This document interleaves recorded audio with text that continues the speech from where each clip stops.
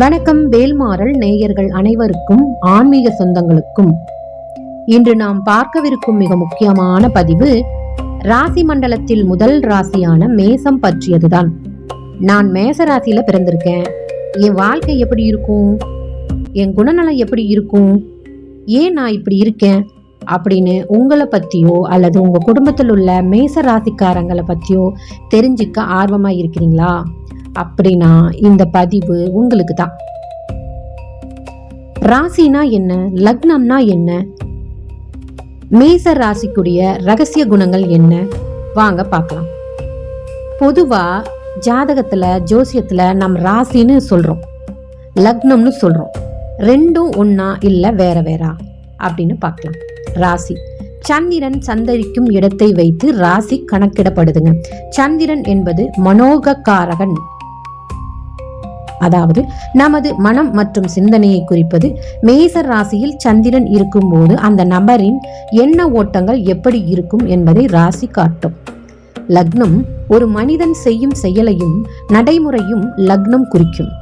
சில சொல்லுவாங்க, எனக்கே தெரியலங்க, என் மனசுல தோணிச்சு பண்ணிட்டேன்பா அப்படின்னு. இது ராசியின் வெளிப்பாடு தாங்க. சில சமயம் சூழ்நிலை காரணமாக வேறு வழியே இல்லாம ஒரு வேலையை செய்வாங்க, அது லக்னத்தின் செயல். சரிங்க, மேச ராசியில் பிறந்தவர்களின் பொதுவான குணநலங்கள் எப்படித்தான் இருக்கும் வாங்க பார்க்கலாம். மேச ராசிக்காரங்க மிகப்பெரிய அடையாளமே இவங்களோட கோபம் தாங்க. கோபம் வந்தா அதை மனசுல வச்சுக்கவே மாட்டாங்க. டக்குன்னு முகத்துக்கு நேரம் பேசிடுவாங்க. ஆனா பேசி முடிச்ச அடுத்த நிமிஷமே ஐயோ நம்ம இப்படி பேசிட்டோமே அப்படின்னு அவங்களுக்குள்ளேயே சிந்திச்சு வருத்தப்படக்கூடிய நல்ல மனசுக்காரங்க தாங்க இந்த மேச ராசிக்காரங்க. இவங்க கிட்ட ஒரு வேலையை கொடுத்து சும்மா இருக்க சொன்னா கூட எப்போதும் ஏதாவது ஒரு செயல்ல ஈடுபட்டுக்கிட்டே தான் இருப்பாங்க.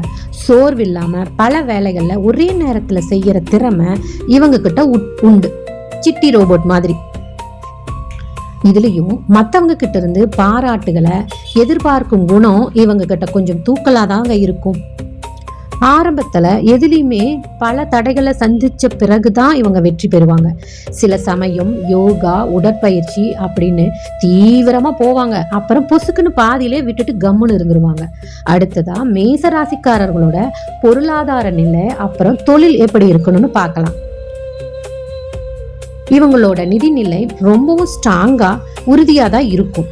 அது மட்டும் இல்லாம இவங்க கிட்ட எந்த ஒரு பொருள் வாங்கினாலும் இரட்டிப்பு தன்மை இருக்கும். அதாவது ஒரே மாதிரி 2 வண்டி, ஒரே மாதிரி 2 காரு, அடுத்தடுத்து சொத்துக்கள் வாங்கும் யோகம் இவங்களுக்கு அதிகமா உண்டு.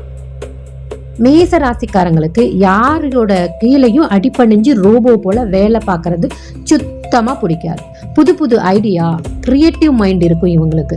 அதனால சுய தொழில் அல்லது பிசினஸ் தான் இவங்களுக்கு சரியா பொருந்தும்.